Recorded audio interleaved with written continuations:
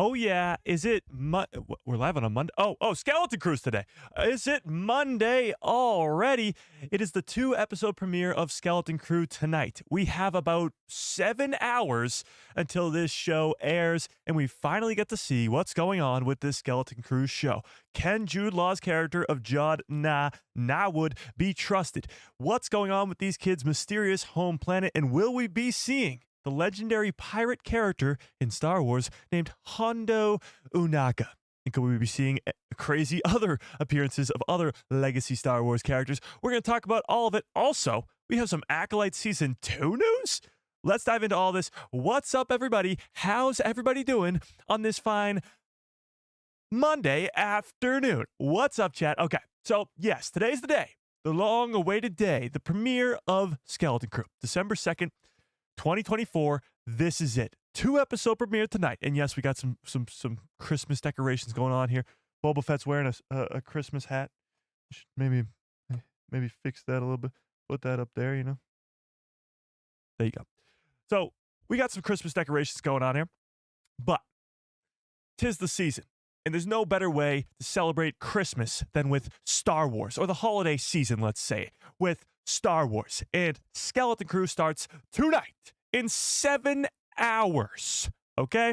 So this is it. This is our final chance to make our craziest predictions, or else you'll never get to do it. You'll be the guy who said, I knew Luke Skywalker was going to show up in The Mandalorian season whatever. Oh, we still have the count on. Hang on. Sorry, chat. Go away. There we go. That's way higher than this number, by the way. Now we have this number is now, if I am correct, this number is now that. So that, thanks to you guys, but we're gonna get rid of that. So yes, we made 100,000 subscribers on Saturday's live stream. Hit it.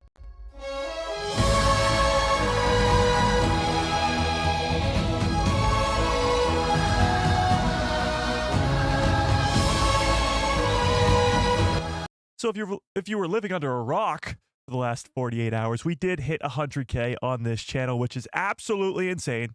Still can't get over it, but we can talk about that all we want. We got to talk about Skeleton Crew today. So give me your craziest predictions in the chat right now for Skeleton Crew. We're going to talk about all of it.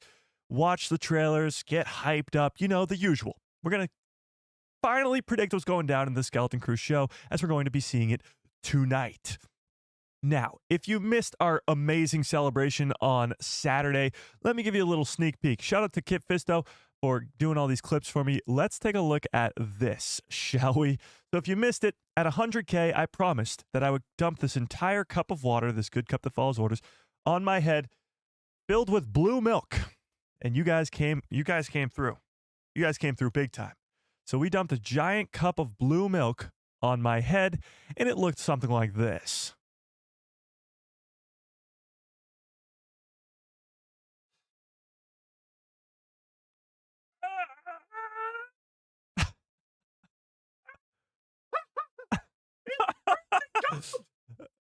It was very cold. I'm screaming that it's really cold. You guys have no idea. It was frigid. Like, we just took this out the freezer type cold. And it just kept coming. It took like 20 seconds for it to pour it on my head. So that's what you missed if you weren't here on Saturday's live stream. Just me getting blue milk dumped on my head. That is the perfect shot right there. Yeah, so we celebrated on Saturday for hitting 100K, and it was something special. Yeah, that was so cold.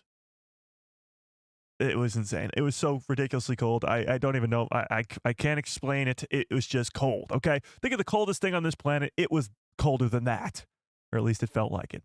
But that was our awesome celebration for hitting 100K on Saturday, if you missed it.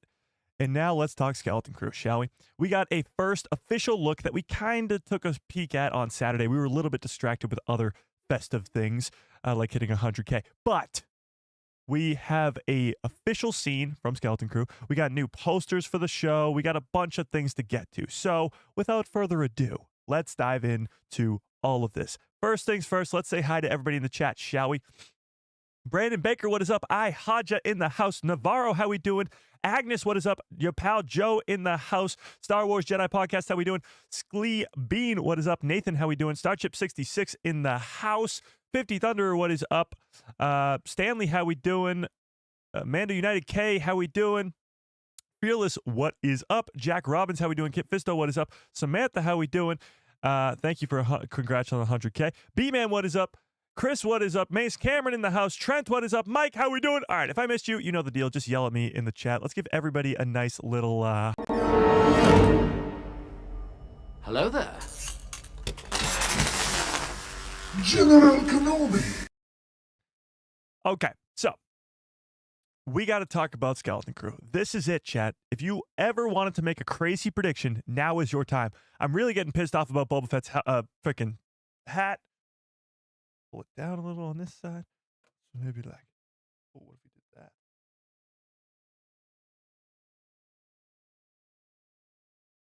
Haha, how's that, chat? Okay, that's better. So, throw in your craziest predictions for this Skeleton Crew series before it's too late. And then you're going to be the guy who's like, I knew that was going to happen. And we're going to be like, yeah, well, then why didn't you say it? Why didn't you say it before? This is your chance to say it now. If you think Palpatine's going to show up, you might be crazy. You might be right, but you might be crazy. And if you say it now, we'll laugh at you. But if you're right, then you said it now. Oh my God, Darth Plagueis lives with a very generous $5 holla. God damn, Darth Plagueis, I appreciate that.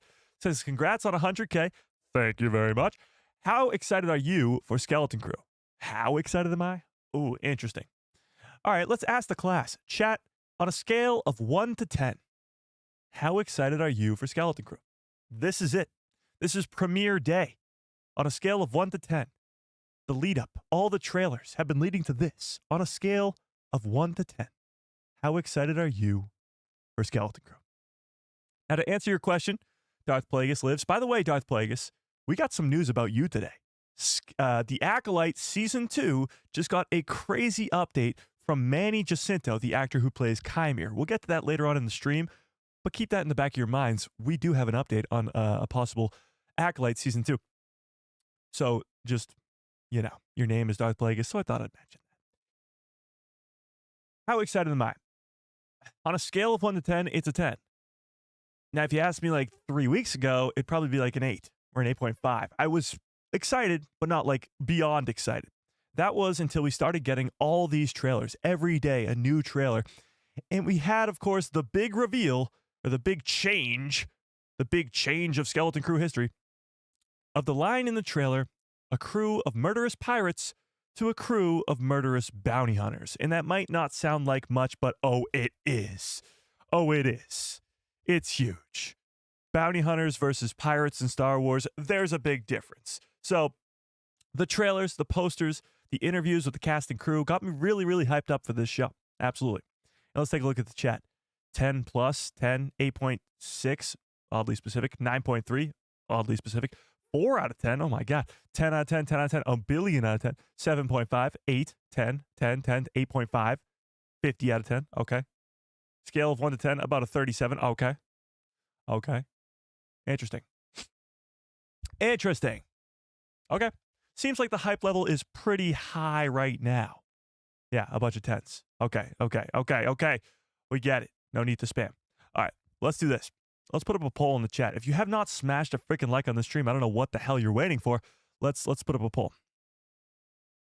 Are you excited for Skeleton Crew? Now, this poll has been put up at least a dozen times by me during live streams throughout the last probably month and a half, okay? And during that about month and a half, the numbers have continued to climb. I believe last stream, this poll ended at a 94% of people excited for Skeleton Crew. I wonder if we can beat that today. 94% of people excited for Skeleton Crew. Let's see where the chat is at today. Oh my God, Darth Drafter with a $20 holla. God damn. Says, congrats, sir. Let's get you to 500K next. You're crazy. I'm not always live, but I am. When I am, I donate. I appreciate that, Darth Drafter. I really, really do. 500,000 sounds just absolutely insane right now, so we're not even going to talk about that. We'll celebrate the 100K. Well, we can. Then we'll celebrate 101 and 102. Will we get to 500,000? Maybe someday, but I appreciate it. $20 is insane. I appreciate it.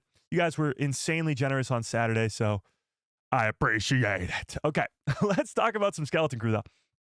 Let's watch this official scene, first official scene from Skeleton Crew that Lucasfilm, Disney, StarWars.com officially released. Let's watch this clip. It's Wim missing the bus. I'll leave it at that. Okay, let's watch this. Let's watch this. What the heck? Let me show you guys the screen. Can I, please? Jeez. There we go. It's Neil. Okay, let's watch this. No! Wait! Stop the tram! I overslept! You can make it! I'm gonna take a shortcut! A what? A shortcut!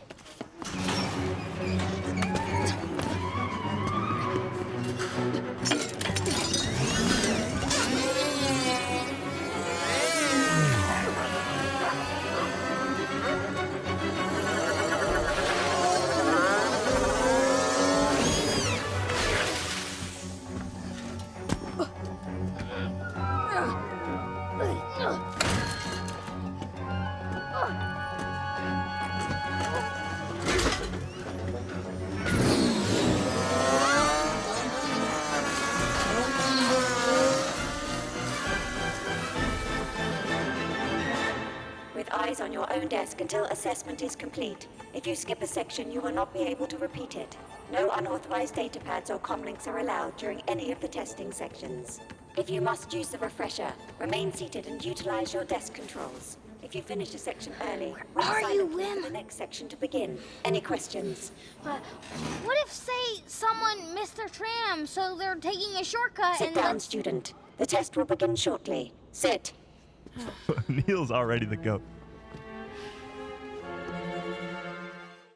All right, so that was the whole scene, about a minute and a half. Wim misses the bus. That's pretty much it. He misses the bus and he's going to take a shortcut through the woods. This seems to be the catalyst for the show. He's going to go in this shortcut through the woods and stumble upon this hidden, possibly buried ship in the woods. He's going to find the Onyx Cinder, which is the name of this ship in the Skeleton Crew show. He stumbles upon the ship, and these kids all go into the woods, uncover the ship, blast off into the unknown galaxy. That's it. Now, there's a few other things going on in this scene, like these kids are being taught by droids, and we've talked about in the past how this mysterious planet, seemingly safe home world, as it's been put in the description of this show, it's controlled by droids, or at least from afar, it looks like it's controlled by droids. In every trailer we've seen thus far, all the creepy-looking droids look futuristic. They look like if somebody was to make a sci-fi film today on Earth about the future where robots have taken over the world. That's what these droids look like. Not like your usual dusty, crappy droids like a C-3PO and R2-D2 on Tatooine in A New Hope. No, they're very shiny, very clean, and they seem to be in control of all the people on the planet. At least that's what we gather from the trailers. They are the only ones here. There's no teachers in this classroom, if you take a look at this. There's no teachers in this classroom, just robots, which, by the way, they have the BB-8 heads, and they're just rolling around on the floor. All these kids are very lined up in almost, hate to say it, but imperial type of way, on seated, taking tests, maybe training for something at an Imperial Academy, possibly. I've heard some crazy theories in the Discord about the First Order being involved in some sort of way, and this being a training academy for First Order stormtroopers. Could be. Definitely could be. That's a crazy theory. I quite like it a bit. But something strange going on this home planet. We talked about how John Watts and Christopher Ford, who are the co-creators of this Skeleton Crew show, have dubbed this planet. By the way, the planet's name is At-Atin, A-T space A-T-T-I-N, something like that. At-Atin. At-Atin has been dubbed the crown jewel of the Old Republic. I repeat, the crown jewel of the Old Republic. You don't bring in the Old Republic without, of course, shaking a few branches, but without getting the fandom to lose their minds. They mentioned the Old Republic in the first or second trailer for this show. How are you going to pay with Old Republic credits? And now they're calling this planet of At-Aten the crown jewel of the Old Republic. Very strange. And it only gets more strange from there. We talked about it before, but the line that was deleted from the StarWars.com official article that said, Christopher Ford said, that once these kids leave their home planet, they find out that no one has ever heard of their home world. So how does this planet of At-Aten go from being the crown jewel of the Old Republic to no one's ever heard of it? Not a single soul in the galaxy's ever heard of it. Crown jewel, nobody's ever heard of it. And robots are in charge. Clearly something weird is going on with this planet. I mean, that's obvious. Will it be revealed tonight in this 2-episode premiere? Probably not.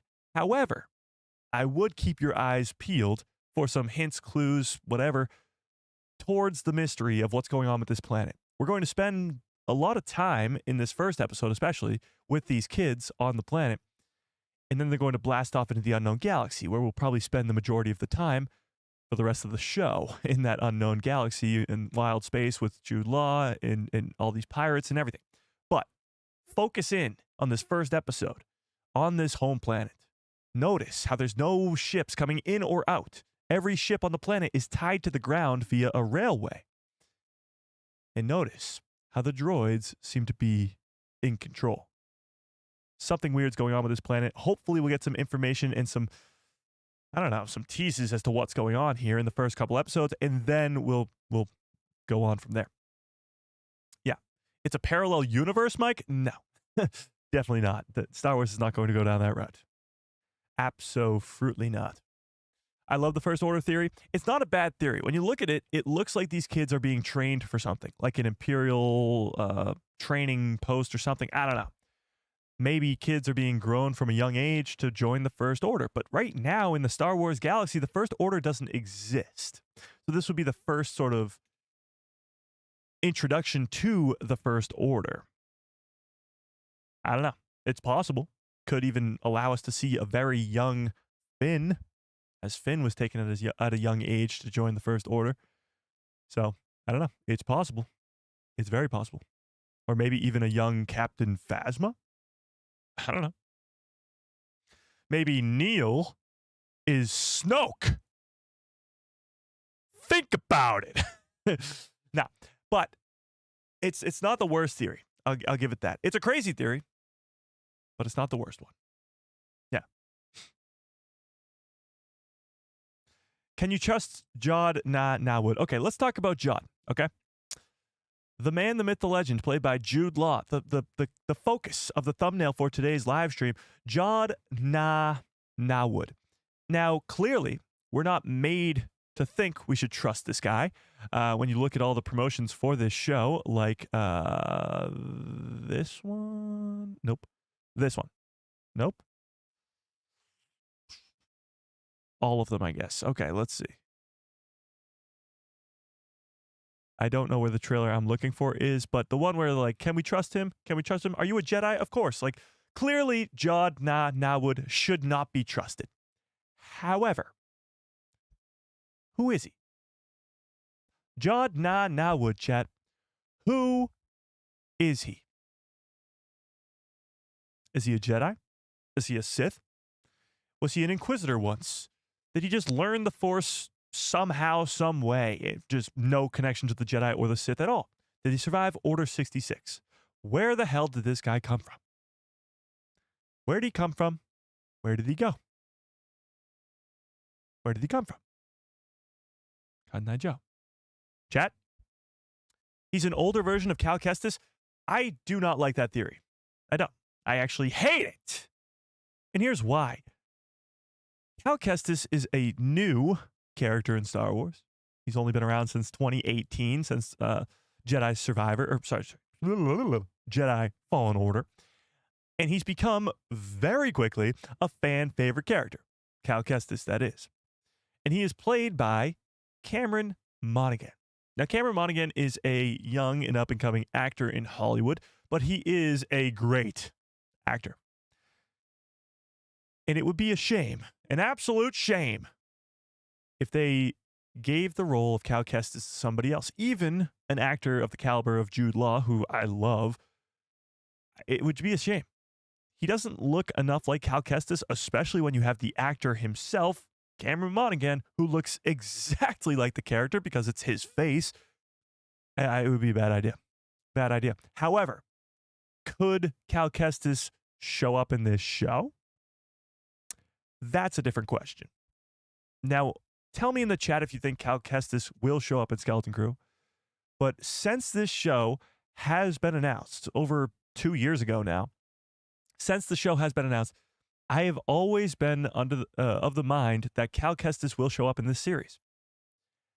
Now, are there anything in these trailers that is pointing to that? No.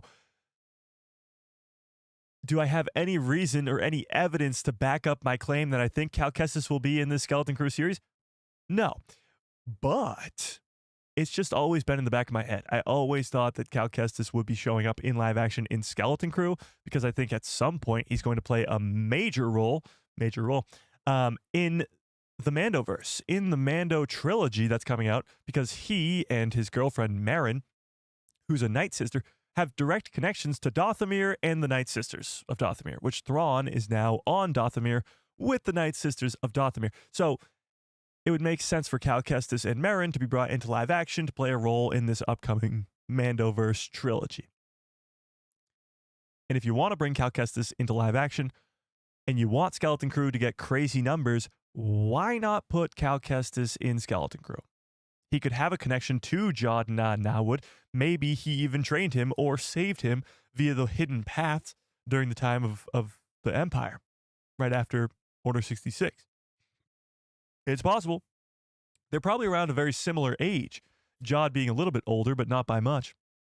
Not by much. Is Star Wars going to be releasing all these episodes on Mondays? No. So it's actually a little bit confusing, but today is a Monday, obviously, and the 2-episode premiere will be tonight at 9 p.m. Eastern Standard Time. But the next episode and the episode after that, and for the rest of the season, will be on Tuesday nights at 9 p.m. Eastern Standard Time. So only the premiere is a day early so that we could get the early access. It's just to hype fans up. It's cool, honestly. It makes it less of a wait time. But yes, the rest of the episodes will be on Tuesdays, not Mondays. Got it. Cool. All right. So not only do we have other trailers and posters to look at, but the social media reactions have been released. No spoilers in these reactions, but social media people, content creators, let's say, who got to see this show early, the first couple episodes early, have now given their reviews. And let's be honest, pretty dang good. So we're going to read some of these reviews of the ones I found, at least. For some reason, it was hard to find these, but I found them. So let's take a gander, shall we?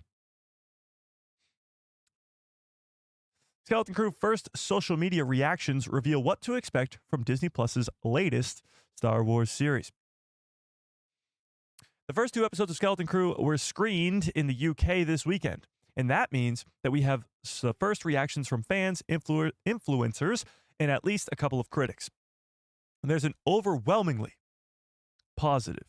They are as overwhelmingly positive as you'd expect for this type of screening. However, we'd be remiss not to point out that critics sent screeners for the first 3 episodes are not allowed to share reviews and reactions until 9 p.m. Eastern Standard Time, or 6 p.m. Eastern Standard Time, Pacific Time, which is when the first 2 installments hit Disney+.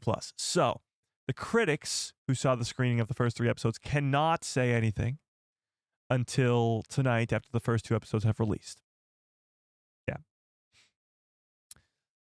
That means critics from the likes of The Hollywood Reporter, Variety, Rolling Stones, like all the people we usually read articles from on this channel, and other respected outlets won't be able to share their verdicts on social media and their reviews until people have already watched the show.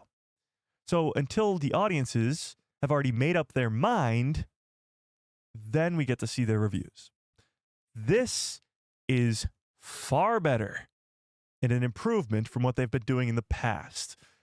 We all know the debacle that was the Acolyte show. I personally enjoyed it quite a bit, and I know many of you did as well. But going into the first episode, into the premiere day, it had a 13% on Rotten Tomatoes as an audience score.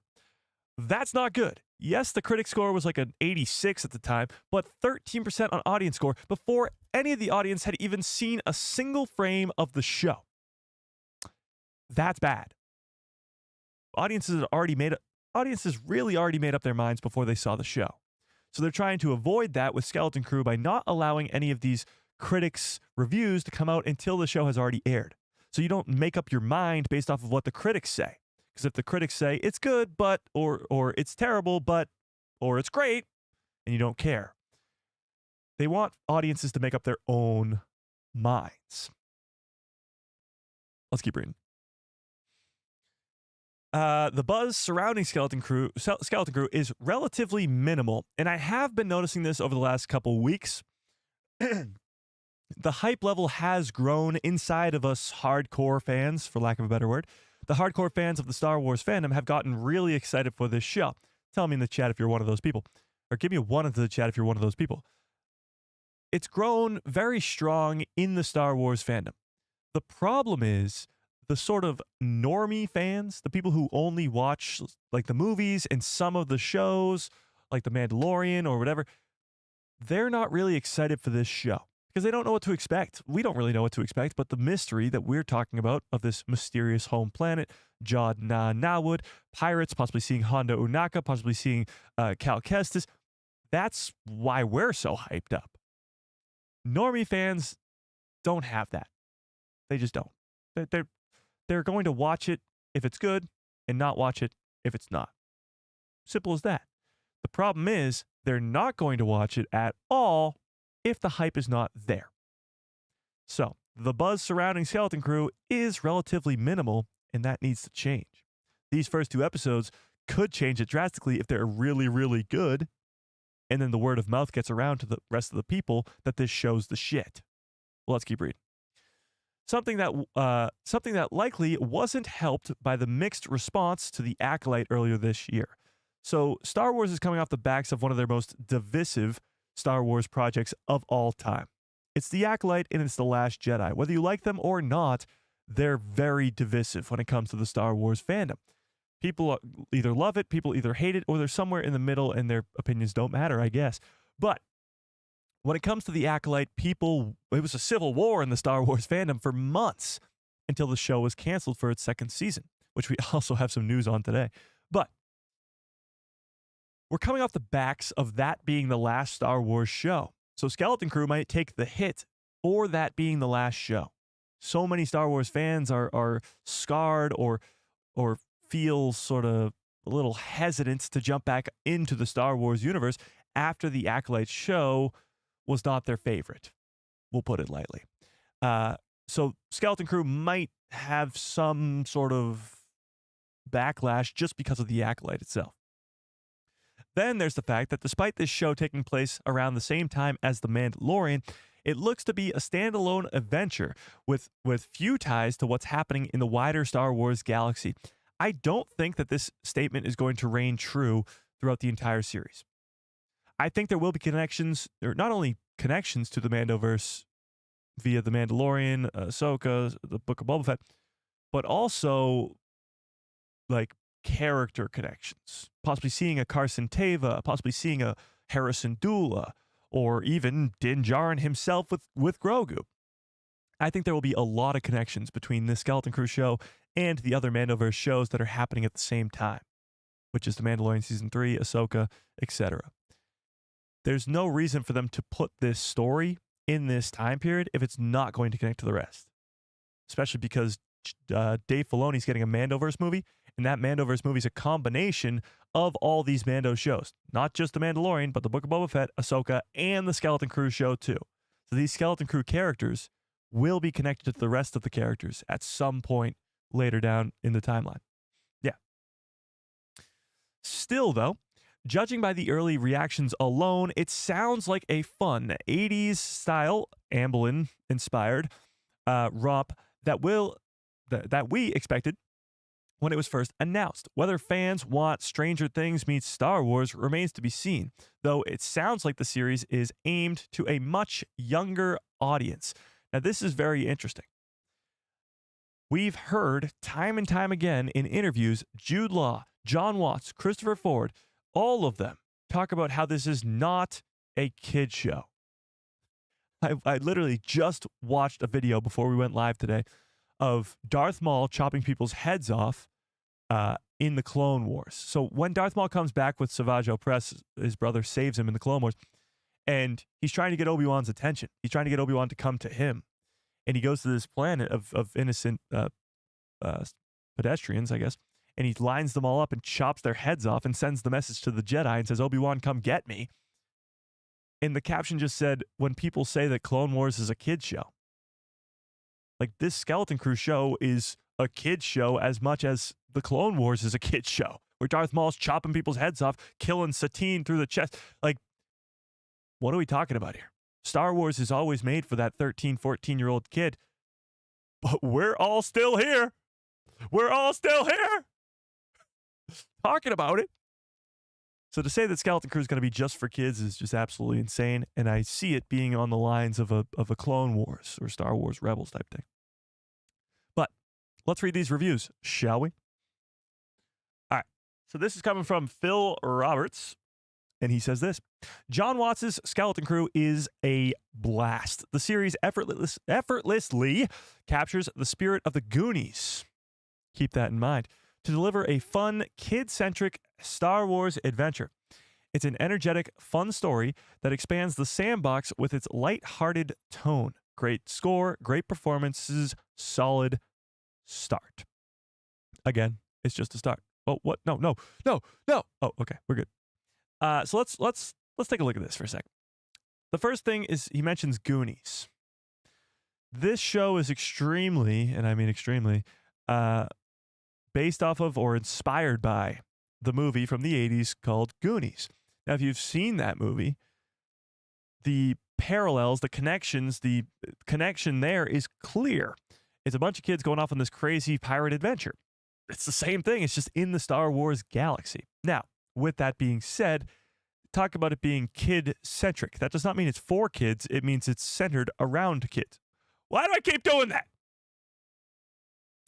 It just means it's centered around kids. As we know, our four main characters are Neil, Wim, Fern, and KB, all kids.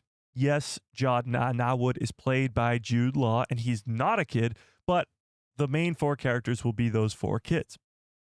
Now, it also says that it expands the Star Wars sandbox. We know that we're going to be seeing a lot of different aliens, new droids, all types of new cool stuff in the Star Wars universe. New and old. We're going to be seeing, obviously, Captain Brutus, who's a werewolf-looking guy who we saw in A New Hope in the cantina on Tatooine. We're also going to be seeing brand new species. We got a new look at a species from a trailer yesterday or Saturday or something like that. So it's going to be a lot of new cool stuff that expands the Star Wars universe more and more and more. Great score, great performances. Great score is always key when it comes to Star Wars. Star Wars is built off of this great John Williams score, and it needs to continue that way. The Mandalorian has a great score. Ahsoka had a great score. The Book of Boba Fett had a great score. Kenobi had a great score. Like, it has to continue that. Andor has a great score. Skeleton Crew has to have a great score. Okay, next. Thomas Sure. Thomas says, the first two episodes of Skeleton Crew are a lot of fun. This series brings a refreshing perspective by expanding the Star Wars universe in exciting ways, and it's a love letter to children's adventure films from the 1980s. A lot of the same. However, what he's focusing on here, and what we're going to see a lot in this first season, or first couple episodes, I should say, is this place. This is a pirate port. It's almost like a dock on the ocean. It's a dock for ships in space. It's the space version of a dock in the ocean for pirates. So this is going to be that pirate port, like a cantina type area. in space. And this is where the kids are going to get lost at first. And this is where they're going to come into contact with Jod Na Nawood. We're going to hear that whole Old Republic thing happen as well. That will happen in the first 2 episodes. So tonight we will be seeing this awesome, cool spaceport in Star Wars. Next, we got Mark Newbold. Great name, Mark. Says, couldn't be happier with what I've seen from Star Wars: The Skeleton Crew so far. Energetic, snappy, warm, genuinely funny, pacing, engaging. I really enjoyed it. GFFA fans? GFFA fans. I don't know what that is. Will quickly embrace it, and it's a perfect jumping point into new fans. So win-win. GFFA. What the hell does GFFA stand for, chat? Anybody? Should I try and guess first? Hang on, let me try and guess. GFFA. So I'm going to go with great. Great. Fantabulous. Fans. All right. So the great fantabulous fans, all right. Fans. Will quickly embrace it. What does it stand for? Goonie fans? Well, why wouldn't you just say the Goonies fans? Nobody in the chat even knows? Damn, so I'm not the stupid one here. Okay, that's good. That's good. All right, let's keep reading. I don't know what that is. We'll keep going. Nicole Austin says, the first 2 episodes of Skeleton Crew are so much fun. Think 1980s Amblin adventure. Duh. Vibes with the sprinkle of early Mando. Interesting. Early Mando is the key there. The first episode admittedly takes a while to kick into gear, though. I will genuinely do anything for Neil. What an absolute cutie. So she gives the first sort of a little bit of doubt here for anybody who's looking for it, that the first episode admittedly takes a while to kick into gear. We know these kids are going to be set up for this adventure, but you have to first get to know these kids on this seemingly safe home planet that they come from. So that will be the sort of slow start that she's talking about here. And she says early Mando. So Mando season 1 has a feeling that really feels like A New Hope. Feels like the beginning of the origins of Star Wars. George Lucas's original vision for Star Wars all those years ago. And The Mandalorian season 1 is the closest thing we've ever gotten to that. At least I think, in my personal opinion. And the fact that Skeleton Crew could be bringing us back to that with this sort of pirates and cantina feel to it, it's awesome. It feels like the OG trilogy and The Mandalorian, which is what you want to hear. GFFA is the Galactic Federation of Free Alliances. I don't know what that is. Oh, Galaxy Far, Far Away fans. Is that a thing? I feel like she just made that up. Galaxy Far, Far Away fans. I getcha. Great films for all. Are we just making these up, or are these real things? Chad? Goonies fans from America? Oh my God. I think it's Galaxy Far, Far Away. It's got to be Galaxy Far, Far Away fans. I don't know why she just didn't say Star Wars fans. Because now she made me look stupid. She made all you look stupid. I don't know, chat. I don't know. Who said it anyway? Oh, it was Mark. I kept saying she. Mark made us look stupid, chat. Stupid Mark. Neil. Oh my God, it's Neil. Neil says, the first 2 episodes of Skeleton Crew recaptured the magic of 1980s Amblin movies. No. Just kidding. It's a franchise. It's the franchise at its most family-friendly. I don't know if I like that. Embracing its silliness along its wondrous sense of adventure. A brilliant Star Wars introduction for many younglings in the audience. Again, talking about how it's geared more towards young kids. Keep in mind, it's just the beginning of the show. Things could get a lot darker, a lot quicker, as pirates and bounty hunters will be hunting down these children later on in the season. Okay. Brandon Norwood says, we can tweet about Skeleton Crew, ? Nice. I have a sense of wonder in the Star Wars universe. Having kids be the center if this helps greatly. That's not English. We're going to keep moving on. Kieran, I think. Kieran says, I saw the first 2 episodes of Skeleton Crew earlier thanks to Disney Plus UK, and it did not disappoint.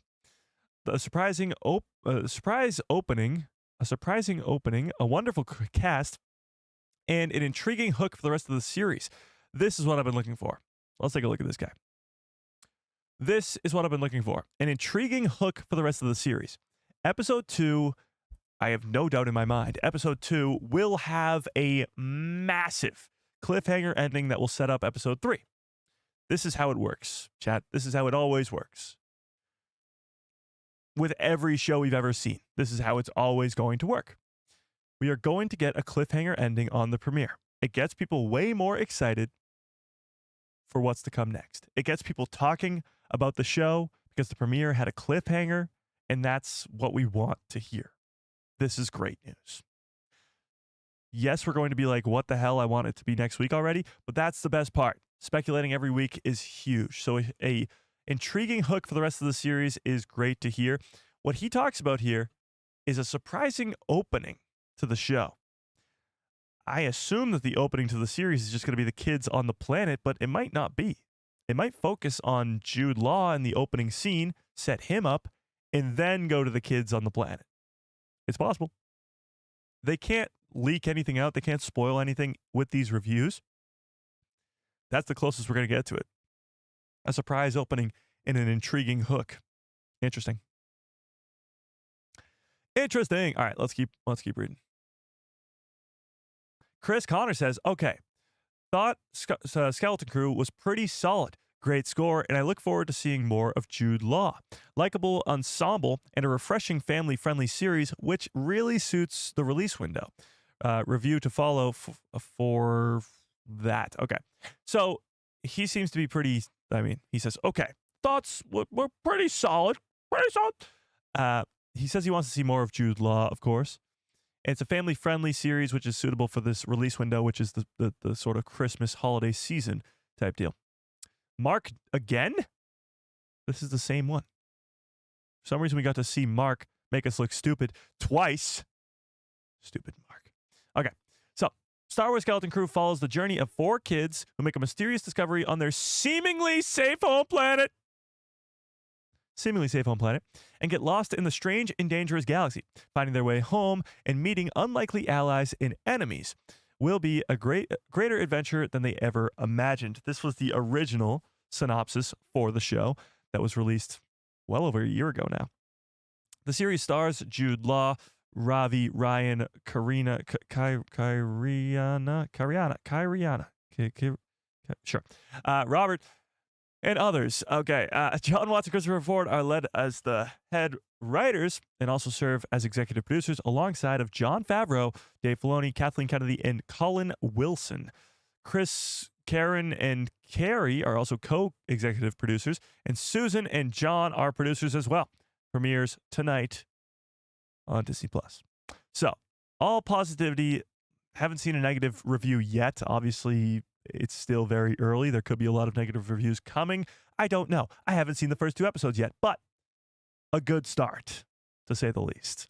Very, very positive from the get-go. Very, very positive so far. I hate cliffhangers. Well, you're just going to have to deal.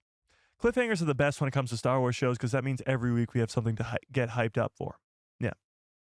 Getting new Star Wars around the holiday season is just the best. It really is. It really is. It's the best time to release Star Wars, for sure. Wolf Moon says, imagine Captain Brutus being one of those unlikely allies. It's not that crazy to think. We don't know if Jude Law's character can be trusted. We actually are led to believe that he can't be trusted. We don't even know if he's a Jedi or not. But it's possible that he's one of those enemies that synopsis is talking about. And the unlikely allies could be all over the place. What if the pirates are actually trying to save these kids this whole time from Jod Na Nawood? How crazy would that be? And Steve Urkel is the hero of the show. Wouldn't that be insane? Okay, let's take a look at this, shall we? Oh, wait, what? That's not what I wanted to look at. Let's take a look at this. This was a trailer released a couple days ago. We watched it on Saturday's live stream, but again, we were very distracted on that live stream, so we're going to watch it again. Bored of your ordinary Hang on. Let's try it again. bored of your ordinary life? Yes, sir. Want to do something exciting? Like what? Join Wim, Fern, KB, Neil, and Jod. It's me. They call themselves Skeleton Crew. They've stumbled on something legendary, but they're not alone. Follow me and watch where you step. Join the adventure in Skeleton Crew. Premieres Monday.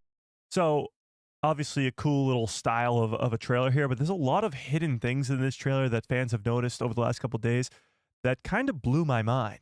So, let's go back to the start here. Ordinary life? Yes, sir. Want to do something exciting? So first things first, this isn't that crazy, but Wim is staring at a Jedi on his tablet. A Jedi taking down some sort of beast. We don't know who this is or whatever, but it is a Jedi nonetheless. So he has this fascination with Jedi.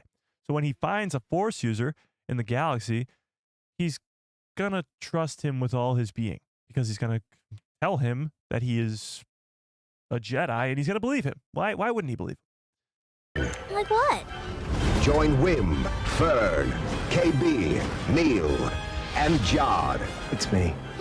So right here, we don't know who he's talking to. However, a few weeks ago, we watched a scene from Skeleton Crew where Jod was helping the kids escape. And they wanted to go back for SM-33 because he's their droid. And they're like, we're not leaving without him. We're not leaving without him. Blah, blah, blah, blah, blah. You guys remember that? Give me a 1 into the chat if you remember that scene. Also, in that same scene, he talks about this girl. We don't know who, but a girl that does know how to find their planet. Do you remember that? You guys remember that? This mysterious girl character that knows how to find planets. We don't know who it is. Could be Maz Kanata. Could be somebody else. But it's somebody who knows how to find a planet. Because these kids are going to quickly find out that nobody else in the galaxy has ever heard of their seemingly safe home planet.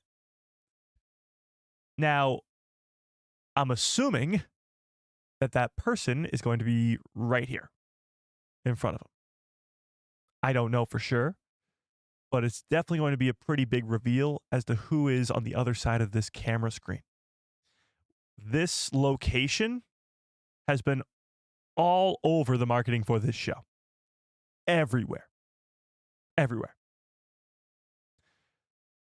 I'll prove it to you. You look up Skeleton Crew right now on Google, this is what comes up. Oops, that's not images. This is the images. You look up Skeleton Crew on Google right now, right there. 1. Right there. Oh, this is extremely important. We'll get to it later. But again, this image was the first one, really. It was the first teaser image, teaser, whatever, that we got for this Skeleton Crew series. And it's extremely important. Whoever's on the other side of this door with all this security cameras and everything is going to be an important character in this show. Whether we know who it is or not remains to be seen, but they are going to be important. Could be Maz Kanata, could be somebody else. But they're going to be important. That's for damn sure. The owl in the trailer is well, I'll show you. Is he in this trailer? Was he in this trailer? I don't think so. But the owl character that JC is talking about, where is he? I don't think he's in this trailer. But the owl character that JC is talking about in the chat is going to be very, very important. Yeah, he's in front of a telescope-looking thing. Let me pull that up. Let me pull it up. Let me pull it up.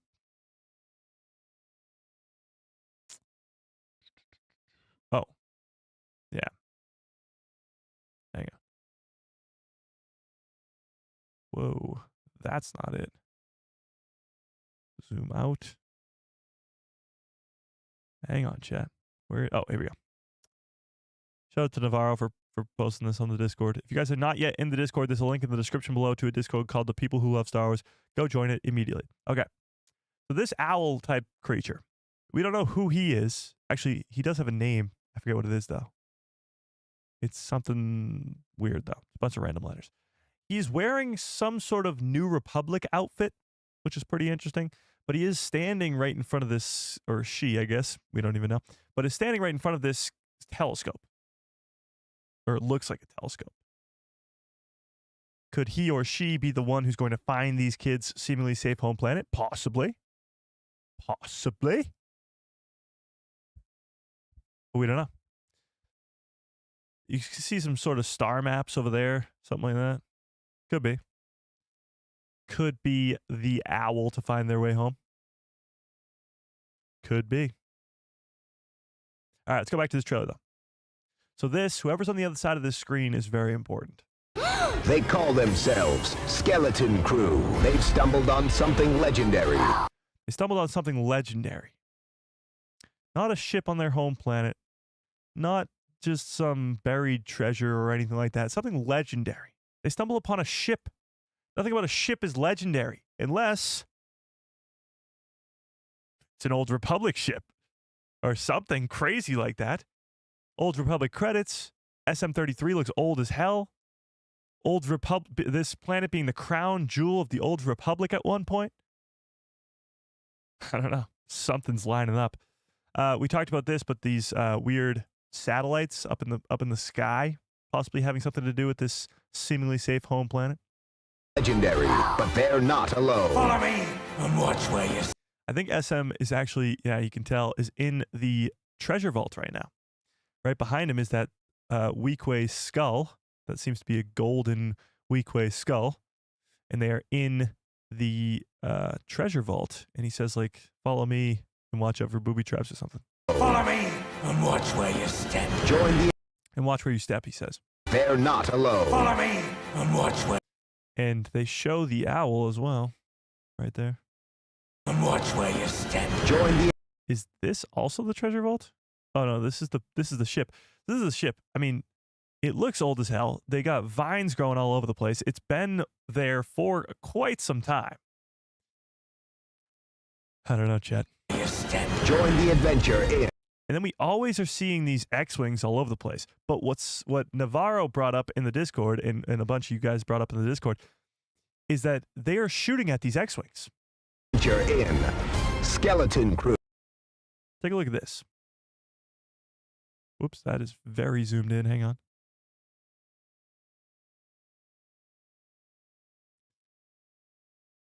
This is the Onyx Cinder, the kids in the ship, right here.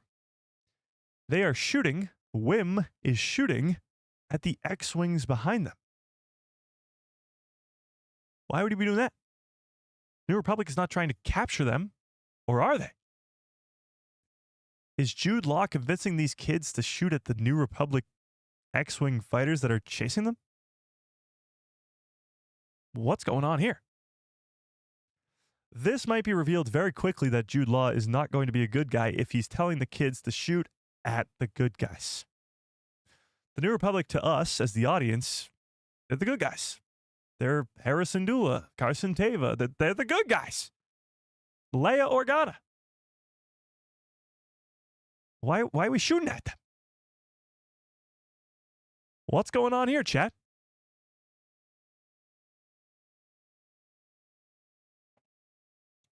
I don't know. It's pretty interesting, though. And this does seem to be the same planet, at least right here, that we were just talking about.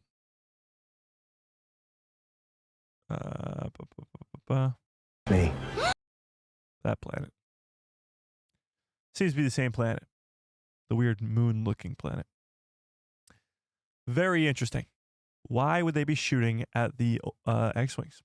The X-Wings could be stolen. Could be stolen by pirates. That's a possibility. Yeah. But I don't think so. I don't think so. From a certain point of view. True. Yeah, but Jod is a pirate scoundrel, so probably a wanted man. Yeah, I don't think any of the pirates are going to be really friends with the New Republic. That's for sure. So maybe. Maybe the kids don't know that they are the good guys. Yeah, that's for sure. I mean, the kids are locked away on this seemingly safe home planet. So how would they know that the New Republic are the good guys? That's true. That's true. The kids are going to realize that they aren't the good guys. That's a possibility. That indeed is a possibility.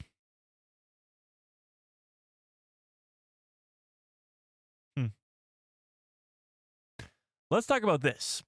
There's a character that's, of course, in the thumbnail of this video, Hondo Ohnaka. Now, first, tell me in the chat, do you think Hondo will show up in the Skeleton Crew series? Yes or no? Tell me in the chat. But Hondo, when we last saw him in Star Wars Rebels, joins the rebellion. So although he is the most infamous pirate when it comes to Star Wars, in the Clone Wars, he is the pirate in Star Wars, he does eventually join the rebellion. So by the time of this Skeleton Crew series, is he going to be with the New Republic? Is he going to be a part of the good guys? Is he going to be with the New Republic? Or is he going to be a pirate?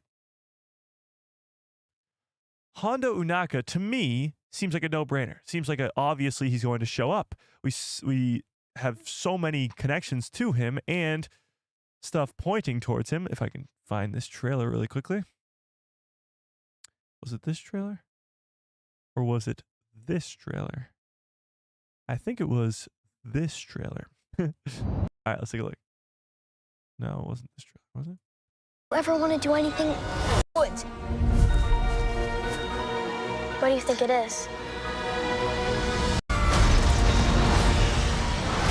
Lost. No, it's not this trailer. It's the other one. Hang on, chat. It's the other trailer. This is what happens when there's a million trailers. It's hard to keep up. Oh, yeah, it's the hype What trailer. are you in for? What are you in for? Okay, let's get to the point. Hang on, chat. What did you do? We're lost. Really lost. This. Oh, whoops, sorry. This. So fans have been theorizing that this is Hondo Ohnaka's ship right there in the trailer. It looks exactly like his ship. So Hondo Ohnaka seems like a no-brainer at this point. However, will he be a pirate or will he be with the New Republic? What time will it come out? It comes out tonight at 9 p.m. Eastern Standard Time, 6 p.m. Pacific Time. Yes. Hondo and Zeb in the X-Wings, give it to me. Well, I don't know if Zeb's going to fit in an X-Wing, and Hondo, I don't think is the best pilot either, so I don't know about that. But if this is in fact Hondo's ship, then it seems likely that he's still sort of a pirate and living the pirate life rather than working for the New Republic, which is interesting. He's working with the Resistance by the time of the sequel trilogy, so does he just not want to be a part of a formed government, or what's going on there? Let's put this up in the let's put a poll up in the chat, shall we? Oh wow, what I say was 94% last time. Are you excited for Skeleton Crew? 95%. The math is not mathing, but 95% of you guys say yes. Those are the numbers that we love to see, so hopefully it stays that way after the first two episodes. But let's put this up in a poll. Do you think Hondo Ohnaka will be in Skeleton Crew?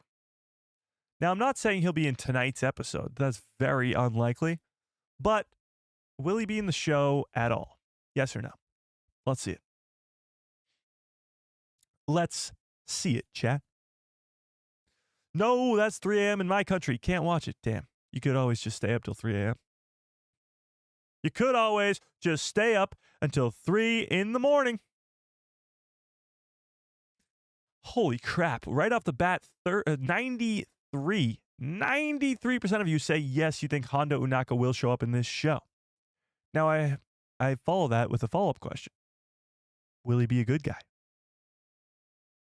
Will he be somebody that these kids can trust? And will he be trying to help them? It's interesting because the last time we saw him, he joined the rebellion.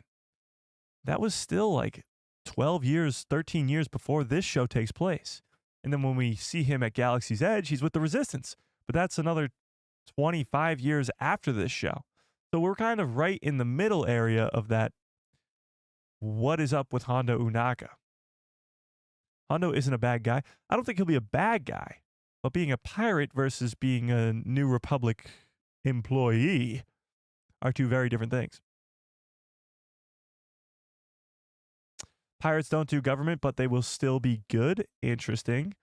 Hondo and Maz Kanata. We'll get to Maz Kanata in a second. Let's focus on Hondo Ohnaka first. Hondo will help save the kids. All right, let me ask a more hard-hitting question.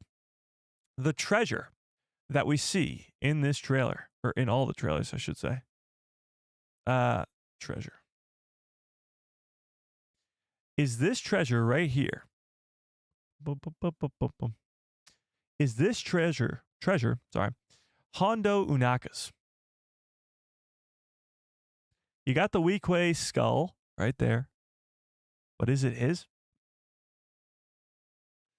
We had the theory about Exum or Zim, the legendary pirate from thousands of years ago, another connection to the Old Republic.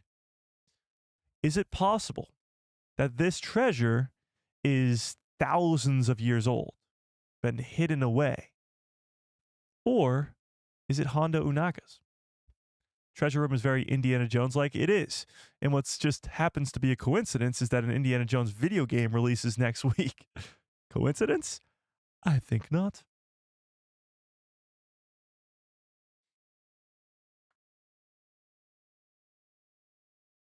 They can trust Hondo more than they can trust Jod Na Nawood. Yeah, true. I agree with that. Here's the deal. If this is truly the pirate Zim from thousands of years ago,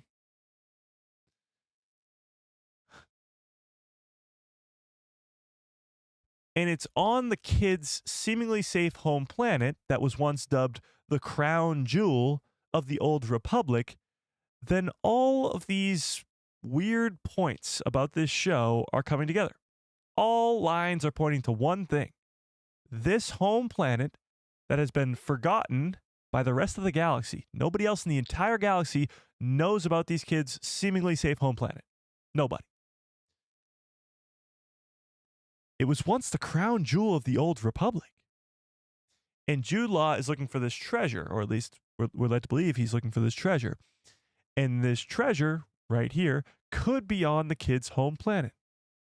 So what was once the crown jewel of the Old Republic could be hiding this treasure that could be as old as the Old Republic. I'm not going to sit here and tell you we're going to be seeing Darth Revan, we're going to be seeing Darth Malgus and Darth Nihilus and all these crazy characters from the Old Republic. It's not going to happen. However, I do believe that this show will connect in many more than just one way to the Old Republic. There will be multiple connections to the Old Republic via these kids' home planet, the treasure itself, and possibly others throughout the entire series. The Old Republic will be teased to in many different ways in this Skeleton Crew series, but not in the ways that you'd think. We're not going to be seeing Sith holocrons of Darth Revan or anybody like that. You're just going to get references to the Old Republic or treasures that are from the Old Republic. Which might not sound like the craziest thing, on paper at least, but anything Old Republic is a whole lot more than we've ever gotten in Star Wars canon before. We really haven't gotten any connections to the Old Republic in Star Wars canon at all. Yes, you have Yoda talking to Darth Bane in the Clone Wars Season 6, but even that is very short and doesn't really mention the Old Republic at all in that scenario either. So this could be the first connection to the Old Republic, and maybe allow for there to be more connections to the Old Republic moving forward as we get closer and closer to a time period where we're going to run out of real estate in the Skywalker saga. We're going to have to go somewhere else in the Star Wars galaxy to release content. And that other place is going to be the Old Republic. Yeah. I Hodges says the treasure room could be just a little smaller side quest in this journey. It could be. It definitely could be. This, I don't think, is going to be the end game of this series. I think they'll find this treasure room in episode 5. And then the last 3 episodes are going to be about something completely different. Yeah. Brent says, how do you think this series will affect the New Republic content going forward? I think actually a lot. By the end of this show, I think it will affect it quite a bit. How it will affect it? Well, clearly the New Republic has presence in this show. We've seen X-Wings quite sometimes in these trailers.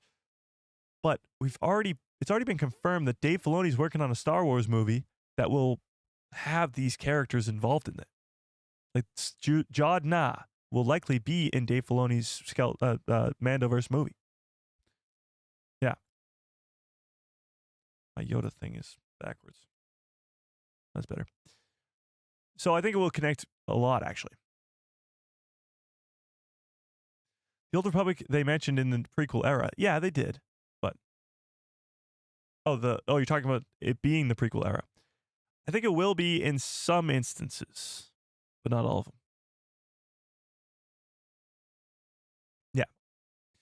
Yeah. Nathan says all kind of references will be references original trilogy, prequel trilogy, and Old Republic games will be in the treasure room. Book it. I'd be down for that. I mean, this treasure room image right here doesn't give us any information about what's going to be in this room. Like, none at all. But they could be hiding stuff. There could be stuff edited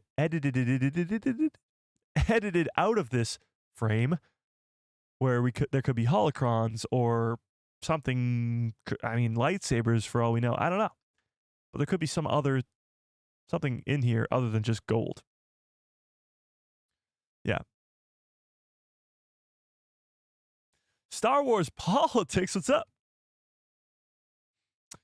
Says, what's up, everybody? I know nothing about this show. How excited are we? I'm pretty damn excited.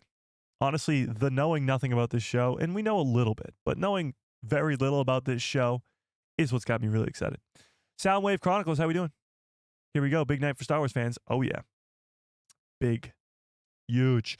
Given the show was completed about a year ago and was written well before that, I wonder if it was originally going to tie into the canceled Rogue Squadron show. Well, Rogue Squadron was going to be a movie. And it's actually still going to happen, at least so we're led to believe. Yeah. Yeah. However this turns out, the fact remains I need a Neil's t-shirt. Oh, there'll be some Neil merch. That's for damn sure. They know they got a winner with this Neil character, and they are not going to miss that opportunity to push him out as much as possible. Yeah. Yeah, that's crazy. Yeah.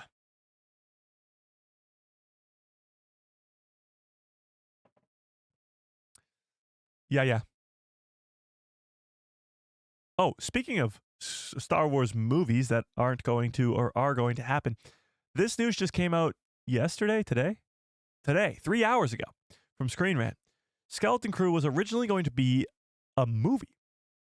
Today's new Star Wars show that premieres today was originally going to be a movie, but why did these plans change? Let's talk about this. Skeleton Crew was almost a Star Wars movie instead of a show. Now, before we read this article, tell me in the chat, would you rather Skeleton Crew, which we're about to watch in 6-ish hours, would you rather Skeleton Crew be a movie or a show? Tell me in the chat. Okay. The creator of Star Wars Skeleton Crew has revealed that today's new Star Wars TV show was originally a movie pitch. 2024 has been pretty rough year for Lucasfilm, with The Acolyte proving particularly controversial and becoming the first ever Star Wars Disney Plus TV show to be canceled. Skeleton Crew looks very different. Created by John Watts and Christopher Ford, it promises to be a unique adventure starring a group of children from an Earth-like planet stranded in the Star Wars galaxy. The trailers for Skeleton Crew have been stunning, and excitement levels are high for tonight's release. That's for sure. They're high within our fandom, at least. Speaking with TV Line, John Watts and Christopher Ford have revealed that the original pitch for this was a movie, as John Watts says this. I pitched it a long time ago in a galaxy far, far away. I pitched it a long time ago. I pitched it right after the first Spider-Man Homecoming movie. It was initially pitched to Lucasfilm as a film, and then I had to go and make 2 Spider-Man movies after that because the first one did all right. That's an understatement.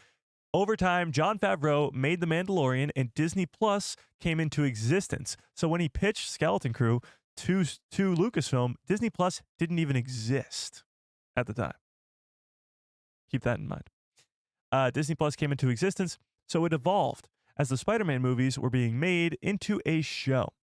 And that gave us more time to explore the galaxy and get into the worlds of piracy, there you go, and have a little bit more fun with it.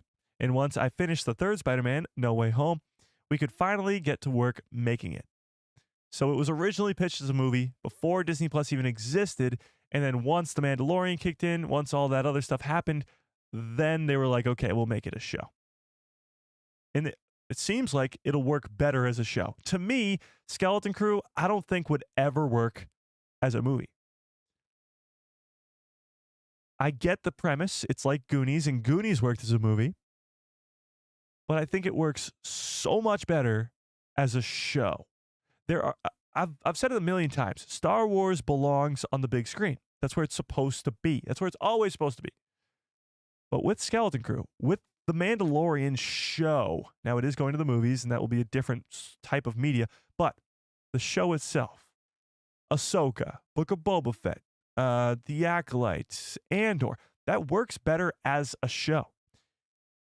We'll see how The Mandalorian does in the movies. It's going to be a completely different feel to it, but it will still be Mando and Grogu.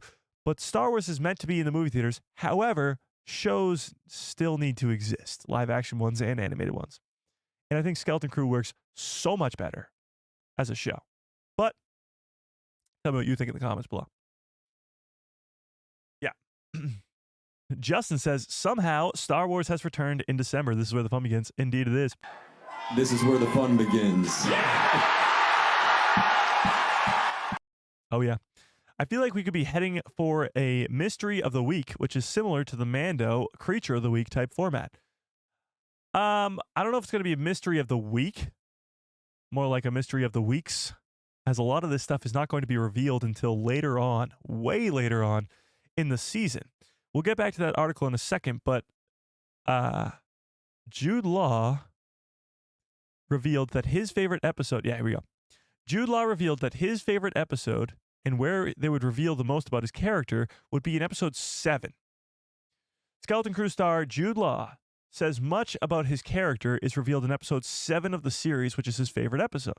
I thought that episode 7, because so much comes to a head, you'll find out an awful lot very quickly about my character. So this is pretty interesting. Jod Na Nawood is going to be one of the biggest mysteries of this entire season. And we won't learn where he actually came from, who he actually is, until the second to last episode. So if you're looking for a mystery, we're going to have one for about 6 weeks, as we won't find out who Jude Law really is, his real backstory, until the second to last episode. So it's going to be a while, chat. We're in here for the long run. We won't know who Jude Law's character is until really the end. Yeah. Oh, Alex, what's up? With the 6-month membership, Alex. That's crazy. I appreciate it. I appreciate it. 6 hours to go. Indeed. Indeed. Yeah, that's the penultimate episode. So we're going to be speculating about this character of Jod Na Nawood for quite some time. Now, I think week in and week out, we're going to be like, oh, he's a good guy. Oh, he's a bad guy. Oh, he's a good guy. Oh, he's a bad guy. He's definitely a bad guy. He's definitely a good guy. Like, it's going to keep going over and over and over again until we finally find out who he is. But that's where the fun is, I guess. Yeah. Shows can last so much longer. They can be more than just a few seasons on Disney Plus. Please, more seasons, please. Yelling into a void. Well, we're going to talk about The Acolyte in a second here because The Acolyte season 2 just sort of got a little bit of an update from Manny Jacinto, but we'll talk about that in a second. I agree with you. I think multi-season shows are important. You can tell a story in one season, but you're usually better off telling a story in multiple seasons. David says, is there 2 episodes premiering tonight? Yes, there's 2 episodes premiering tonight. Episode 1 and episode 2. Oh, we actually have run times for these 2 that were leaked out there. So let's take a look at this.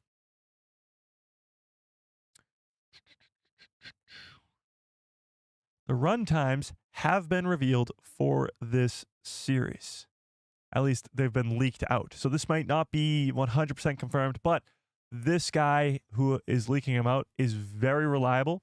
He has gotten almost all of the Mando, Ahsoka, Acolyte runtimes all right. So whatever his source is, it's pretty dang good. Yeah. Okay. So let's take a look at this. Episode 1 is going to be 47 minutes. Episode 2, 29. And episode 3, 37. I've heard some mixed opinions on this. What do we think, chat? Is this good? Is this bad? Is it too short? Is it just right? What's the deal with this?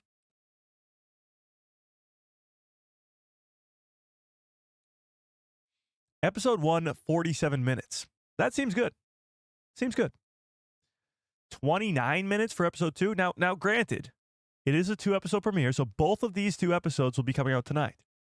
47 plus 20, plus 29. It's going to be a pretty long premiere, but it is still 2 episodes. Episode 3 is 37 minutes. Now, this is likely, I'm pretty sure, without credits, so it'll be probably like 51 minutes, 34 minutes, and 41 minutes, something like that, with 4 minutes, 5 minutes of credits. But still, is this too short, too long, just right? What do we think, Chad? For me, a minimum of 30 episodes and anything over, that's just great. Okay, 30 minutes, interesting. 30-minute episodes are too short. Okay, interesting. Yeah. This means 37 minutes for the first 2 together, even out. Oh, I get you. Yeah. Well, here's also something to put into consideration here. Episode 2 and episode 3 are directed by the same guy. Is it David Lowery or was it? I think it was David Lowery. I believe it's David Lowery. Episode 2 and 3 are directed by the same guy. Actually, I can tell you exactly who it is in a second. Yeah, here we go. Yeah, David Lowery. So episode 1 is John Watts. Episode 2, David Lowery. 3, David Lowery. The Daniels, Jake, Bryce, Lee, John. So both episode 2 and 3 are both David Lowery. So it could be what we're looking at here is sort of a part 1 and part 2 dealio where this episode is just split in half with a cliffhanger in between. Yeah.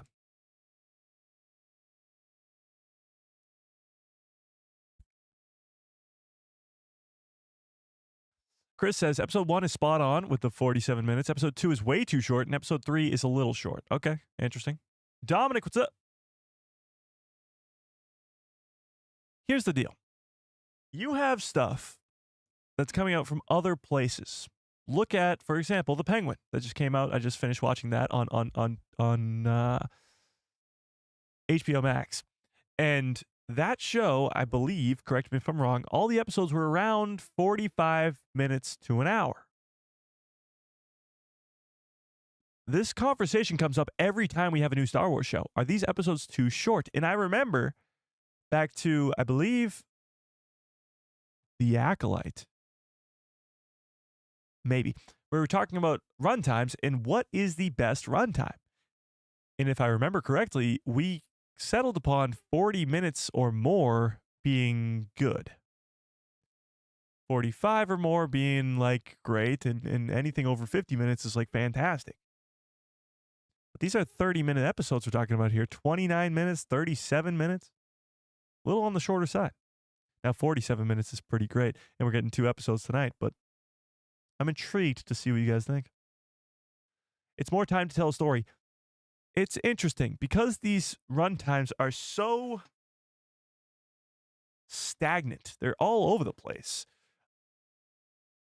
I don't know why. Well, here's the thing. You're telling a story, and you want to tell the story to the best of your ability. And you want to take the amount of time it takes to tell that story. Not more and not less. You don't want to rush the story, and you don't want to prolong the story to make it just nonsense and try and fill in 20 minutes of screen time just because you want to make the episode look longer. I'd rather have an incredible show that's 30 minutes an episode than a incredibly boring show that's an hour an episode. It goes nowhere, does nothing. I don't care. I'd rather an action fun adventure if it has to be 30 minutes. So for me, when it comes to runtimes, it doesn't really matter. It's just how good the show is. I bring it up so many times because it's important. Tales of the Jedi has 10 to 15 minute episodes. 10 minutes. And it's some of the best storytelling we've ever had in Star Wars. I just rewatched the Dooku vs. Yaddle scene the other day. It's some of the best storytelling we've ever seen in Star Wars, and it's 10 minutes. It doesn't matter how long the show is. It doesn't at all. It matters how good the content inside of those 30 minutes is. The Mando finale, where Luke Skywalker shows up, it's like 35 minutes. Maybe. Let's actually fact check me on that. So we remember it as one of these greatest episodes of all time, which it is. Season 2. Oh, it's 48 minutes. I stand corrected. It's 48 minutes. Still, less than 50 minutes. When you look back at some of the other great episodes, let's see. Go to season 1, I guess.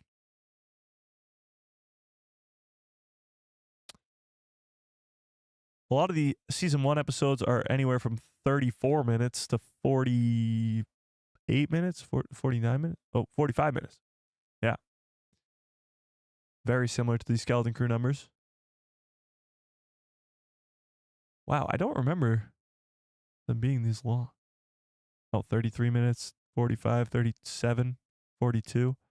I guess it's consistent. It's consistently around that 30 to 40 minute range. Every once in a while, you'll get one that's in the 50s, but that's about it. They've been consistent with it, at least. That's for sure.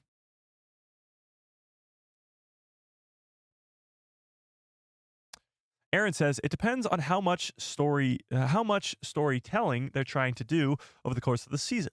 With The Acolyte, the episode lengths often felt dissatisfying, but the other shows, it did feel adequate. Interesting. Especially 29 minutes is too short if it includes credits. I believe this doesn't include credits. This list here does not include credits. So I'm guessing the first episode might be above 50 minutes, which is nice. This is probably going to be like 32, 33, 34. This is probably going to be like 42-ish. Yeah. Yeah. Tales of the Jedi is an exception because Dave Filoni is the GOAT. True, but he's also an executive producer on the Skeleton Crew. The Tales of the Jedi are just that. Tales of short series, sadly. Yes, but they're great. Like, they're great storytelling. 30 minutes is not good. And you know it's going to be credits that's like 4 or 5 minutes long and mainly just half of a recap. Well, no, I'm pretty sure this is no credits included. This is just the actual runtime of the show itself. Yeah. Yeah. Disney is forking out a ton of money for their shows to be produced, not just Star Wars, but Marvel and other Disney properties as well. They can't afford 40 to 60-minute episodes. I don't think that's it at all. It has nothing to do with the money aspect of things. Because if there was a story to be told for 40 to 60 minutes, then it would be told. Simple as that. Like The Mandalorian, Season 1, Season 2, Season 3. It's great. A lot of people would agree with me when I say it's great.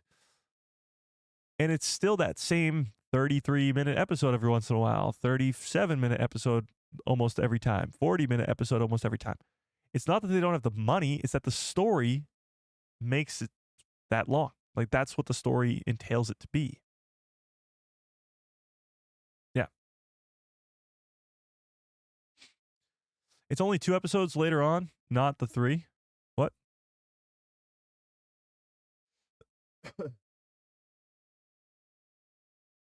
Yes, only 2 episodes premiering tonight. Can I get some good cups full of orders to the chat, please? Bum-ba!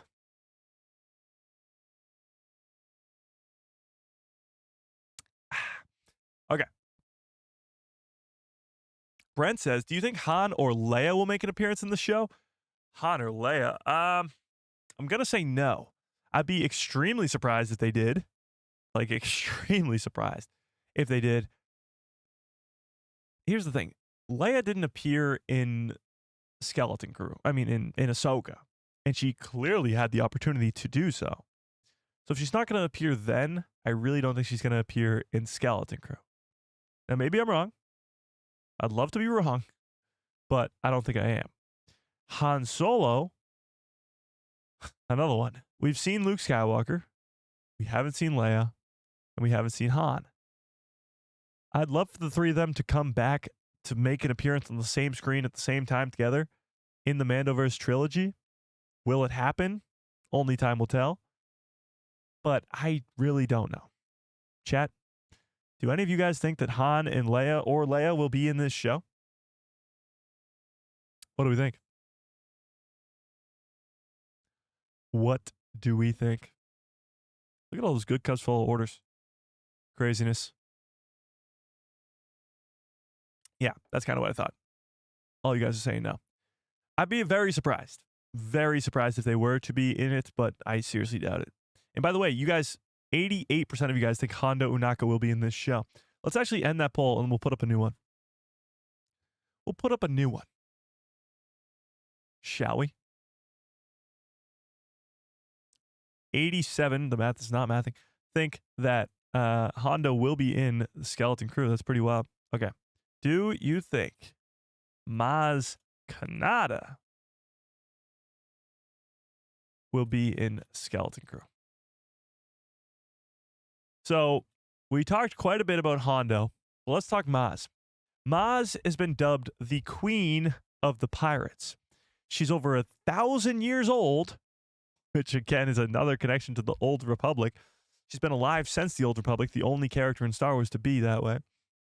She's 1,000 years old, and her only appearances are in the sequel trilogy. Queen of the Pirates, a show about pirates. It seems like a no-brainer, just like Hondo Ohnaka. She also has the side story that we want to see of how she ended up with Luke Skywalker's lightsaber that fell down when his hand got chopped off by his dad on Bespin. So Maz Kanata, chat, yes or no? What do we think? I'm intrigued to see where this one goes. Because Hondo seems like a no-brainer. Show about pirates. He's the pirate. We've seen his ship in the trailer. The skull in the treasure room is a Weequay skull, just like his species, Weequay. Seems very likely that Hondo Ohnaka will be in the show. Maz, on the other hand, yes, she is the Queen of the Pirates, but we never see her before the sequel trilogy. Will this be the time that we do see her? Like we just talked about earlier, Jod Na Nawood is going to a female character to try and find these kids way back home. Is that female character Maz Kanata? Maybe. Maybe. And the reason I bring up Maz is because of Brent saying, will Han and Leia show up? Because Han is usually with his nice furry friend Chewbacca. And as we see in the sequel trilogy, in The Force Awakens, Maz and Han and Chewie know each other quite a bit. They have a relationship in the past. There's a reason that Han brings Rey and Finn to Maz Kanata because they know each other. And of course, Maz and Chewie have a relationship a little bit. But will Maz Kanata show up in Skeleton Crew? Yes or no? 71% of you right now say yes. It's a little less than Hondo, but we'll leave that up there for a second. We'll leave it up there. JC says, I'm 90% sure that Maz will show up. 90% is high. Maz and her boyfriend Chewbacca will show up. That would be insane. I'd love to see Maz show up at some point. Don't need to be a major role. Yeah, she won't be a major role or main character in the Skeleton Crew show. Her appearance will be only to help the kids on their adventure or help Jod Na or whatever. Help them find their way back home. She won't be in the whole show, but she will play a role. Yeah. It would make sense, but no? Interesting. Maz will be alongside Hondo. That would be cool. Imagine Hondo and Maz together at last. They'll be in the X-Wings? I don't think so. I don't think Maz was ever working with the New Republic. Hondo and Maz will have a scene together and Luke's lightsaber is passed on. That would be wild. I'd love to see or get to them show us Maz getting Luke's lightsaber, but that would feel out of place in this series. Yeah. Maz would make sense because she's the only person who would know the planet as she's been around for so long. Yeah. If this seemingly safe home planet that these kids are from was once the crown jewel of the old Republic and now nobody else in the galaxy knows about it, well, Maz might know because she's 1,000 years old. She was around when this planet was the crown jewel of the old Republic because she's that old. So she would be the one to know. Now things are getting interesting, Chad. Now things are getting interesting. We're tying it all together now. It's all coming together. Oh, can't it just be 5.5 hours from now, chat? Jeez.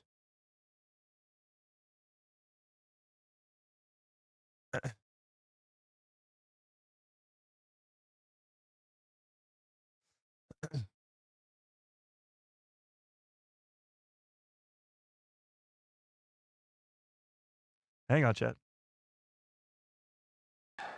This is where the fun begins.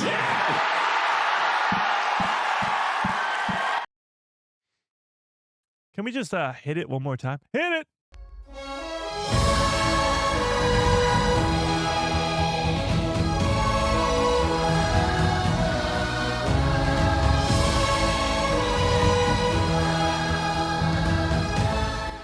Sorry, I just, I got distracted. How old do Anzellans get? Like Babu Frick Anzellans? Oh, I don't know. I have no clue, actually. Could Babu Frick be in this show? Is that what you're saying? I have no clue. I have no idea.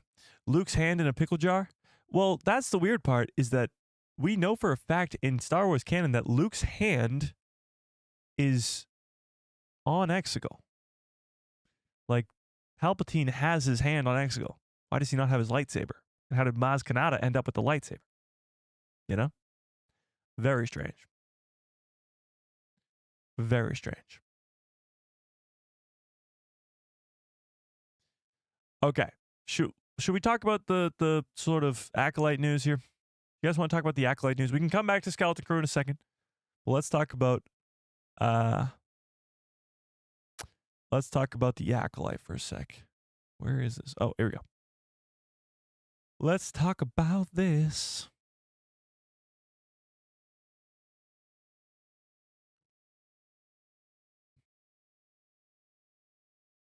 So, a new spark of hope for you Acolyte fans out there, myself included. Manny Jacinto sparks hope for the Acolyte Season 2.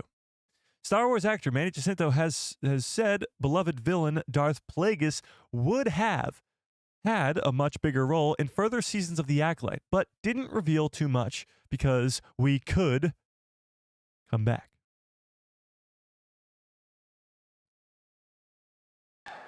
This is where the fun begins.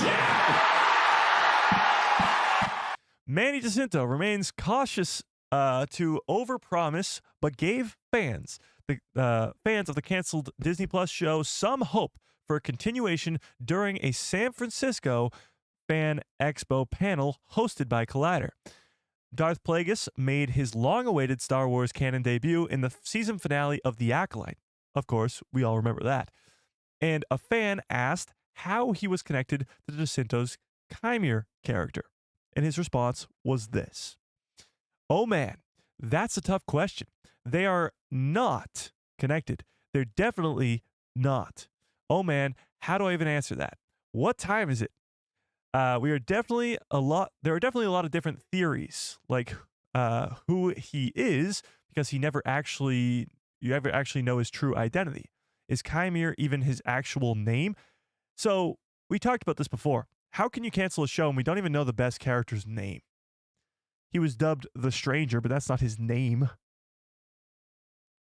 A lot of people wanted to see more of his character, Osha's character, Vanestra's character, but most importantly, Darth Plagueis. Darth Plagueis eventually becomes the master of Palpatine, and people wanted to see more of him.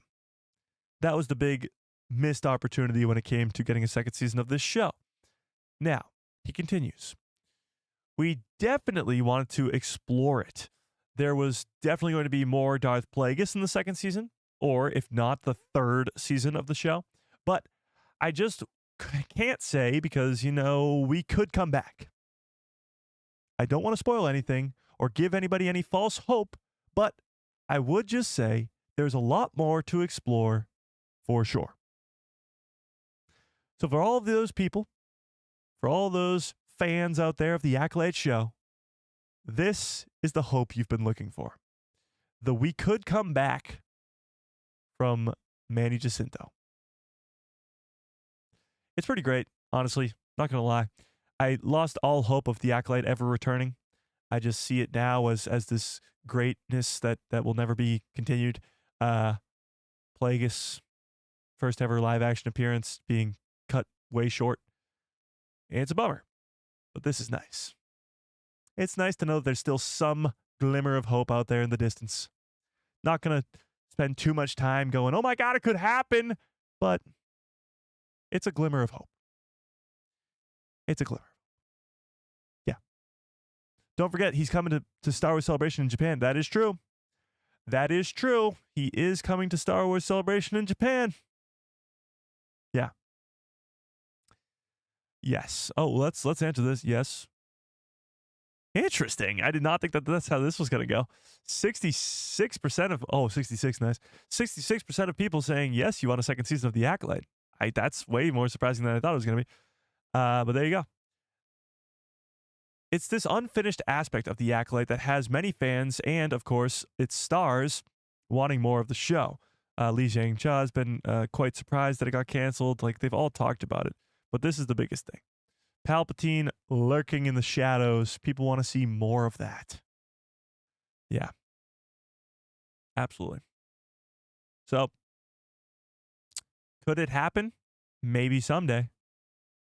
I think it's going to take a lot of fans to really, really, really get this thing to happen. And Manny Jacinto, of course, because we could come back. I don't know. Tell me in the chat. Do you want to see Acolyte Season 2? We've kind of been off of it for a couple months now as we've been getting hyped up for Skeleton Crew. But where are we at with the Acolyte? Do you still want a second season? I'm, of course, a big yes. That hasn't changed.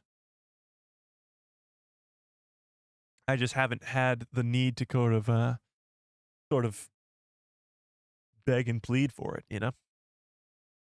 Doesn't seem to do me any good. I've come to terms with the whole cancellation type deal. Come to get excited for Skeleton Crew instead.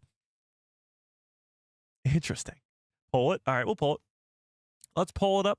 By the way, will Maz Kanata show up in Skeleton Crew? 75% of you say yes. 75-25. Math is not mathing. It's 24, but interesting. Let's pull this up. Let's pull it up. Do you want an Acolyte, or we'll put it this way, the Acolyte, to get a season 2? Manny Jacinto gives us hope yet again that this could happen, could be coming back. Do you want it? Yes or no?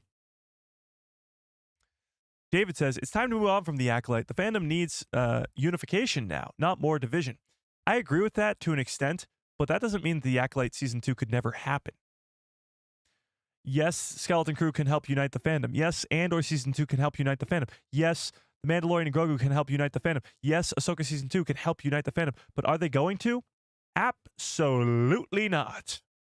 I can already tell you without a doubt in my mind that this Skeleton Crew show will be met with a complete divide in the Star Wars fandom.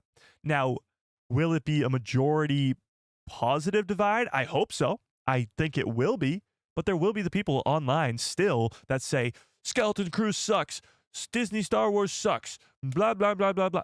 That's going to happen. It's just going to happen. It exists in the Star Wars fandom, and it's not going to go away. The same thing's going to happen with Andor Season 2. Same thing's going to happen with Ahsoka Season 2. Same thing's going to happen with the Mandalorian and Grogu movie. It's never going to go away. So this whole unification of the Star Wars fandom, it sounds nice. Never going to happen. Never. Just never. So the Acolyte Season 2's possibilities, I think, are very, very low. But with Manny Jacinto still holding out hope because he's awesome and the fans doing it as well, there's always the possibility that it could happen. Yeah. Absolutely. Yeah. More Chimere, more Plagueis, sign me up.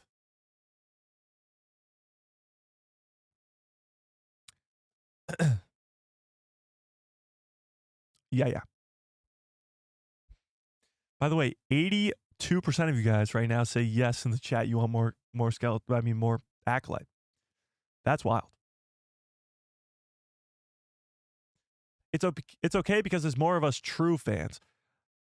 Yeah. There you go. Justin says, bring Dwayne The Rock Johnson into the Acolyte and it'll be done well. And it'll do well. I don't know about that. They got a pretty loaded cast that first run around and it didn't do well. Yeah. You got Carrie Ann Moss. You got Lee Jang-ja. You got Manny Jacinto. You got like some actual big time name actors and it didn't do well. Yeah. Star Wars will always have Star Wars silly fans and they'll lose and they will lose and I have no time for it. I mean, there's always going to be haters. Haters are going to hate. That's a definitive sort of absolute statement. Only Sith deals in absolutes, but I must be a Sith today because I'm dealing in absolutes. Haters gonna hate. It's not haters are gonna sometimes hate. They're always going to hate. Yeah. Is Disney thinking about making a season 2 of The Acolyte? I don't know. I'm going to say no, but Manny Jacinto was holding on hope. He says we still could be coming back. Cantina Rebels say Disney wouldn't even give Hasbro the permission to produce the Stranger's helmets and all black figures from the series, or if they aren't going to plan to do another season. Yeah, you could make it under a different name. That's a possibility. Yeah, for sure. There's also the money issue for Disney. The viewership wasn't there for The Acolyte, so they won't spend more money on a season 2. That is true. So the viewership numbers for The Acolyte were low, to say the least. I mean, the premiere started out pretty high. It was almost the same numbers as The Acolyte, but by the finale, it was the lowest viewed finale of any Star Wars show. So the numbers started real high, and they dropped off to be the lowest by the end of the series. And that's true. I mean, you don't have views, you don't have money. Yeah, that's the problem. Have you seen the new casting online for the Haley Webb? I think it's a Jedi Nina Nawood. Let's talk about that, okay? Let's go back to Skeleton Crew for a second here. Let's go back to Skeleton Crew for the rest of the stream, shall we? So, what Rebel Sith is talking about here is when you look up the Skeleton Crew cast on Google, there's this character that appears that is named Jedi Nina Nawood. Strangely enough, this character is not seen anywhere else in the promotion for this show, any other cast listing, nowhere. Only Google. So when you Google the Skeleton Crew cast, this is the only place that this character exists. played by Haley Webb, Haley Webb, Jedi Nina Nawood. Google has been known to lie quite a bit with these castings, these Google casts. They have been known to lie quite a bit. There's been false casts all over the place, most famously for like the Avengers movies. You'd see for Avengers Endgame that Hugh Jackman was going to be in it, or Tobey Maguire's Spider-Man was going to be in it, stuff like that. And that eventually obviously didn't happen. Is this one of those scenarios? Is Jedi Nina Nawood a fake character that was just somehow made up by somebody with a crazy imagination? Or is she actually going to be in the show? And if so, is it a sister of Jod? Is it a mother of Jod? Is it the person who's taught Jod how to wield the Force? Or is it somebody else? Is Jod not related to her at all, and he just took her name? Jod Na Nawood might not even be Jude Law's character's real name. We know that he has many different aliases, one of them being Crimson Jack. What if it's possible that he just took the name Na Nawood from Nina Nawood? Possibly. Then there's also the possibility that she could be the female character that knows all about the planets in the galaxy that he was talking about in the other scene there too. So this weird Google cast, the only place that she exists is here, could either be something extremely important, how Jude Law learned to wield the Force, maybe his mom, maybe his sister, maybe somebody who he stole their identity type deal, or it could be fake, and we've been bamboozled. I don't know. I really have no idea. This is the only place that she exists. I got no answers for you, chat. I usually have the answers. I got no answers. None. Zip. Nada. But tell me in the chat, do you think that this character actually exists or not? Twins make sense? Star Wars likes to do twins? No, there's no way that they're going to do another set of twins in the Skeleton Crew show. The Acolyte just had twins, and of course Luke and Leia are twins. There's no way. There's no way. Nina Nawood is the bounty hunter under the mask we see in the trailer. Interesting. Well, she says a Jedi. It's right there in the name, Jedi. Maybe a Jedi bounty hunter? I don't know. I don't know. Yeah, we can't get out of here before talking about who's under the mask. Yeah. Can't talk about that. Did I miss the Acolyte news? Well, we just talked about it a little bit. It's just Manny Jacinto. He was at San Francisco Comic-Con, or San Francisco Fan Expo, and he went on stage and said that they still could be making the Acolyte Season 2, and he can't reveal too much about what could happen with Darth Plagueis in a second season. Yeah. Isn't the first 2 episodes being posted today? Yes, in about 5-ish hours, give or take. 5 and change. Yeah. Indeed. I mean, a sister is a possibility. It is. Yeah, it definitely is. Yeah. Maybe a mom, but a mom wouldn't really make sense because if she was a Jedi during Order 66, then she wouldn't be able to have a kid, you know? Yeah, no. Who is this character here? Chillette? What does that say? Chilt? What the hell is this? Who is this character? Dale Scholes, Skeleton Crew.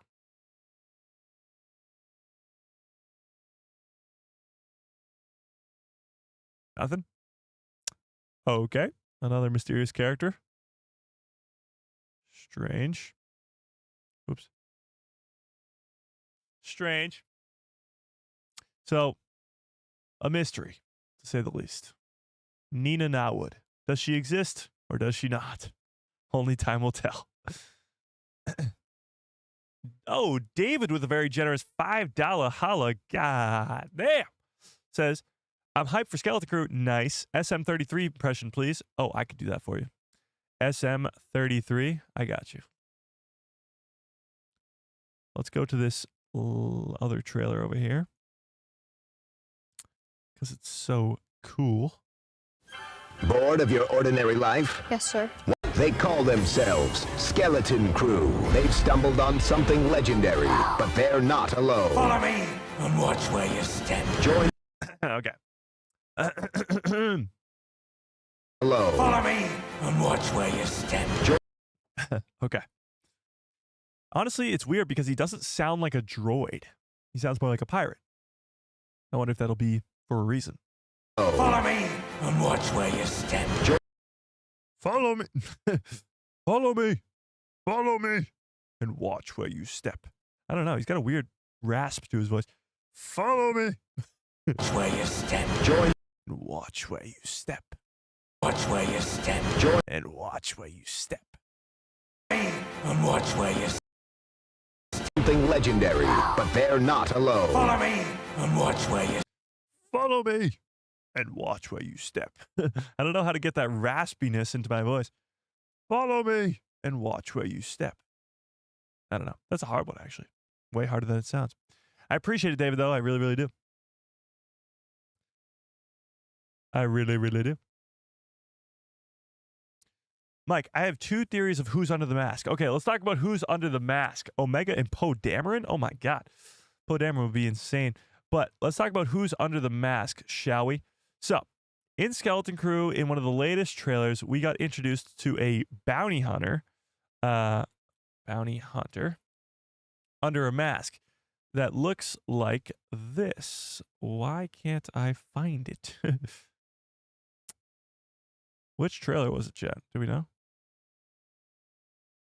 So Murderous Pirates was changed to Murderous Bounty Hunters. Oh, here it is. All we want is to find our way home. I'll get you home. But a crew of murderous bounty hunters. A crew of murderous bounty hunters, and it shows this guy or girl right here. Who's under the mask, chat? Who is under the mask? It isn't a Star Wars show without asking a question about who's under a mysterious masked helmet. So who do we think, chat? Who's under there? Who is under there? Nathan says could be Omega or Poe Dameron, which is absolutely insane. Poe Dameron, I think, would be too young at this point. It would be 20 years before the sequel trilogy. Omega is a possibility, but I don't know if she became a bounty hunter. Yeah.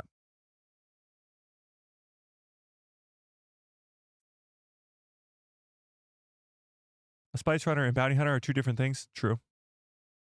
True.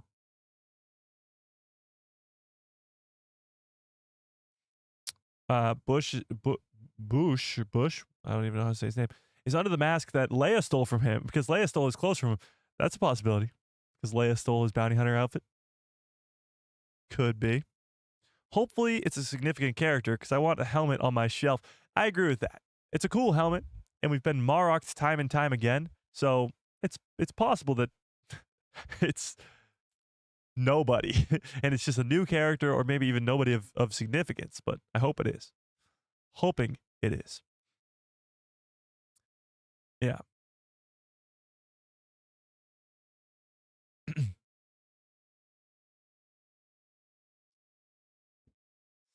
Star Wars Order says, a quick question, why are you streaming today and not tomorrow? That's a great question. Well, that's because Skeleton Crew comes out today. So who's under the mask, chat? Let's ask the chat. Let's ask the chat in some sort of poll fashion, shall we? My only theory was Cad Bane. That's the only person I could come up with, honestly. But let's pull it up. By the way, do you guys want an Acolyte Season 2? 77% of you still say yes. And I'm right there with you. So let's do this. Who is under the mask? Here are your options. We have 4. So Cad Bane is one of them. Cad Bane. New character is the second one. A new character. Old bounty hunter. And by old bounty hunter, I mean like a Bosk, a IG-88, a Forloom, a Zuckus, a Dengar, those types of guys. And then we'll just put other for the last one, I guess. So who do we think is under that mask? Let's hear it, Chet. Let's hear it. Oh, a green witch fart. Yeah, okay. We'll do that. A green witch fart is under the mask. It's not Marok, okay? Jeez. So then are you going to stream later tonight after you're watching the shows? Yeah, so we're going to stream, do the watch party tonight. So there will be a watch party tonight at 8:45-ish, I think is when we're going to start. 8:45, and then we'll watch the 2 episodes together, break them down together, hype up together, and then I'll go off the stream and make the breakdown videos, and those will be posted by tomorrow morning. That's how these things work. So 2 episode premiere watch party tonight at like 8:45 p.m. Eastern Standard Time. Yeah. So who's under the mask, chat? Who is under this mask? You think it's Jod? But then why would Jod be chasing himself down? A crew of murderous bounty hunters are coming to kill us. How would he be chasing himself? That's my problem. That's the problem that I have with it. Are we doing a watch party tonight? Yes, indeed. Leia or Han Solo? Well, Han doesn't usually wear a mask, and why would Leia be wearing a mask or being a bounty hunter? Tim says Omega steals the outfit, uses it, and gifts it to the princess to get Han. Wait, what? To get Han? You lost me at the end there. Omega steals the outfit is a possibility. Jabba the Hutt's under the mask. He's not only dead, but way too big to be under the mask. It's Batman? Okay. Batman it is. Batman it is, chat. The weird thing is, I can't really come up with any actual guesses other than Cad Bane, which really isn't an actual guess, as to who's under this mask. So it could just be a new character, or it's somebody that we're not expecting at all, like in the slightest, which would be pretty cool. So, guess we'll have to wait and see. A crew of murderous bounty hunters, whatever the hell that means. Yeah. Oh, by the way, the Mandalorian and Grogu movie got a new logo. It's not much different here. So this was the old logo. You can see right there, Din and Grogu are in the O of the Mandalorian. But then in this new logo, they're in the O of Grogu. So not much has changed, but there you go. It's a little bit of a change. Yeah. Yeah. Could be Ventress in an upgraded suit. Maybe, but I doubt it. I was beginning to believe I knew who you were behind the mask, but that's impossible. Nice. Did we explore the hand holding the jacket? I mean, zoom in, but maybe, keep meaning to zoom in, but I forget to do it. Hand holding the jacket. Yeah, he's holding the trench coat like that, but I mean, you can't really tell much about the hand. There's a glove on it. There is indeed a glove on it. Interestingly enough, 56% of you guys say it's most likely going to be a new character. What's the name of the character that Mando got the armor back from for Boba? Oh, Cobb Vanth. No. Maybe, but probably not. Cobb Vanth is on Tatooine still, recovering from being shot by Cad Bane. He's not really a bounty hunter, though, and he wouldn't be hunting down kids. But I like where your head's at. I like where your head's at. Yeah. I don't know. It'll be interesting, but we got two episodes tonight. So we're going to find out a lot of information. Obviously, not who Jude Law is going to be, whether he can be trusted or not. Not all answers or not all questions are going to be answered tonight, but we will finally get to see the first 2 episodes of Skeleton Crew tonight. And what comes with that, well, we'll have to wait and see. I got a feeling there's going to be some big twist or turn coming in these first 2 episodes. At least some big reveal that'll get people hyped up, but we'll see. We shall see. Mike, so is there no live stream tomorrow? Yes, that's correct. No live stream tomorrow. There will be a breakdown video coming out for the first 2 episodes, and that'll be all. Maybe a short later on in the day, but that will be all. No live stream tomorrow. Live stream will be on Thursday. Yeah. So Monday, Thursday this week. We'll go back to Tuesday, Thursday next week. Indeed. Yeah. Okay. All right. But until then, I got to go get hyped up for this. It's going to be a long night. So I'm going to be up till like 4 or 5 in the morning making that breakdown video. But until then, smash a freaking like on the stream, hit that subscribe, and hit that bell to get notified every time I post a video in my pretty face. I'll show up in the recommended feed of yours. This is going to be a fun one, chat. I can't wait for this season premiere. 2 nights, 2 episode premiere.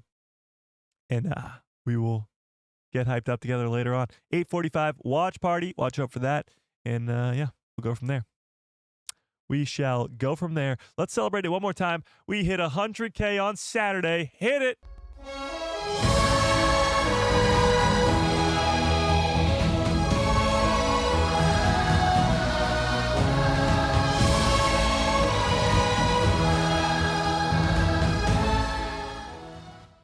Oh, yeah. That never gets old. That never gets old.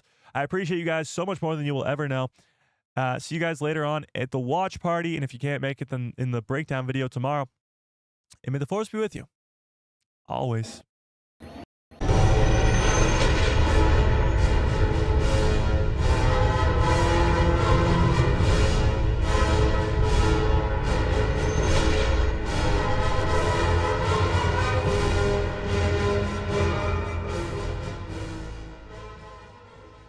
Oh, yeah. What a great stream. What a great show. You guys are the absolute best. I appreciate every last one of you so much more than you will ever know.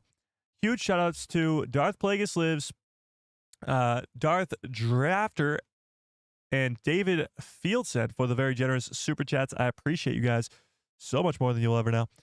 See you guys at the watch party in a couple hours. And yeah, we'll have some fun there. Hope you have a great rest of your evening, great rest of your lives. And good night, everybody.